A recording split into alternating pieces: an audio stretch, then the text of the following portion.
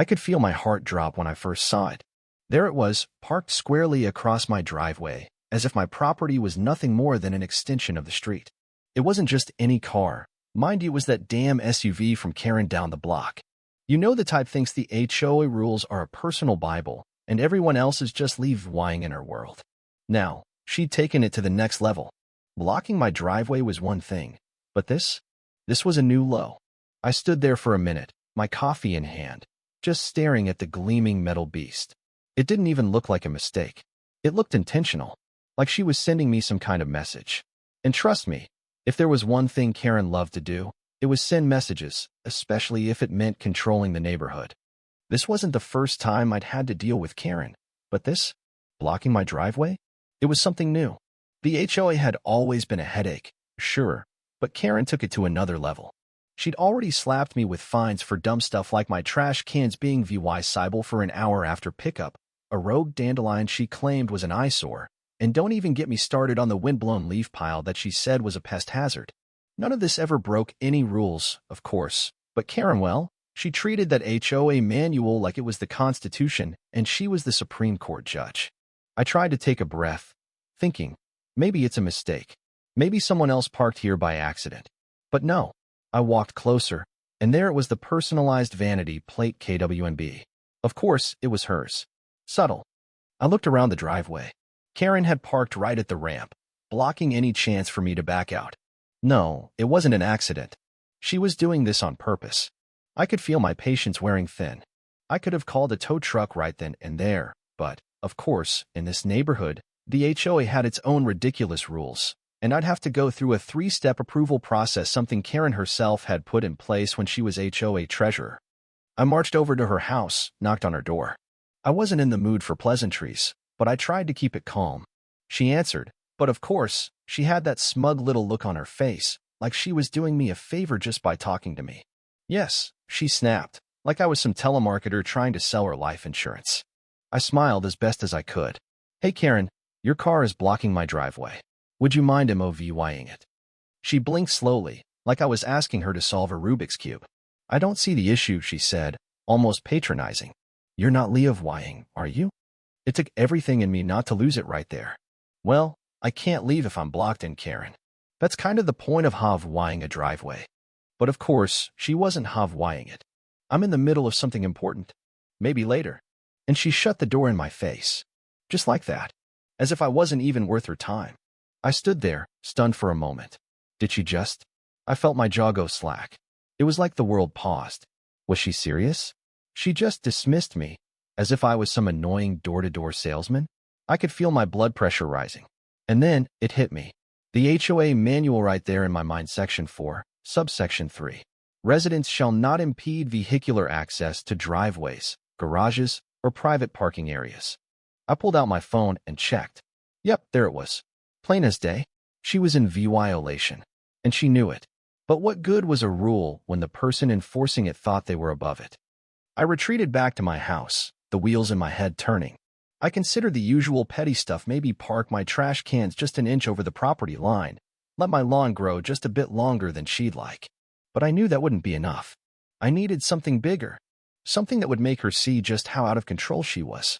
I sat there in my kitchen, staring at the SUV parked in my driveway like it was a personal insult. Hours passed. By 5 p.m., Karen still hadn't moved her car. She'd made her point. She thought she was above the rules. And if I was being honest, she probably thought she was above me, too. Then, I saw the yellow violation notice in my mailbox.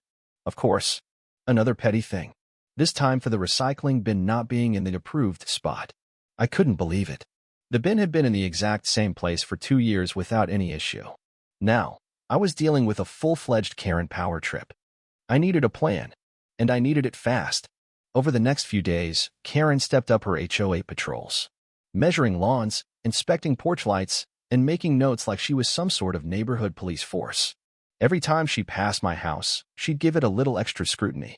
But every time, I noticed Sedge park closer and closer to the end of my driveway, just enough to make it difficult for me to back out without risking a sideswipe. That's when I knew it was time for something bigger, something that would make her realize that she wasn't the only one with power. I did some digging. Turns out, in our county, If a vehicle blocks a driveway for over 48 hours, the property owner can have it to wed, no HOA approval required. The catch was, I had to document it. And luckily, I had. Karen's SUV had been blocking my driveway for 3 days straight. I took photos, got witness statements, and made sure everything was airtight. But here's the thing. Towing was too easy. Too obvious. I needed something creative. Something public. Something that would make her the joke of the whole neighborhood. So, I called around. I found a company that specialized in wrapping cars as gifts. They wrapped everything from birthdays to weddings. I explained the situation, and they thought it was hilarious. I went all out hot pink wrapping with glittery gold unicorns. The cherry on top? A massive bow. And I had it delivered to Karen's workplace. No one would be able to ignore it. The humiliation would be unavoidable. The day of the delivery, I sat by my window, watching as the wrapping crew arrived. They looked at the SUV, and I could tell they were thinking, is this really happening?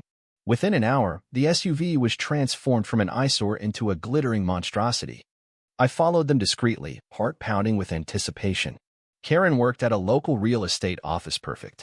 The truck pulled in, maneuvering the wrapped SUV into the most visible spot in the parking lot. Then, they set it down and left. It didn't take long before Karen came storming out of the building. She saw it.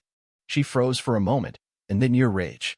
She started pulling at the wrapping paper, yelling at the receptionist, demanding the police be called.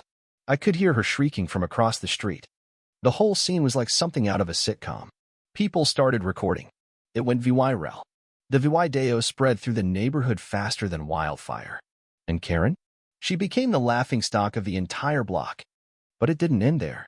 Karen, humiliated, marched to the HOA office the next morning, demanding an official statement condemning the harassment she'd suffered. Too bad for her, she wasn't on the board anymore. The interim president, Mrs. Castillo, wasn't Hawaiiing it. You don't have any authority here, she said sweetly, before dismissing Karen without a second thought. Karen didn't take it well. Her attempts to retaliate fell flat. Neighbors who had once been afraid of her now openly laughed at her, whispering jokes as she passed. The once mighty Karen had been reduced to the punchline of a joke. But it didn't stop there. Karen's financial dealings began to unravel. The HOA did an audit, and let's just say, the findings weren't pretty. It turns out Karen had been skimming money for years, falsifying records, paying ghost companies, and using her position to embezzle funds. At the next HOA meeting, the truth came out. The room was stunned as Mrs. Castillo read the findings aloud. Karen's once flawless reputation? Completely shattered. The board voted to ban her from ever holding a position again. But the real kicker? Karen had to sell her house to cover her legal fees. And when she moved out, well, she had to downgrade to an apartment in a complex with an even stricter HOA. The very thing she used to impose on others, she now had to live under. It was beautiful, really. Her reign of terror had ended, and she was left to stew in the mess she had created for herself. And me? Well, I didn't just serve Karen. I outsmarted her. I took her petty rules, her arrogance, and her need for control and turned it all against her. And the best part? I didn't have to raise my voice once. So what do you think? Was I justified in taking things this far? Or did I go too far? Let me know what you think in the comments.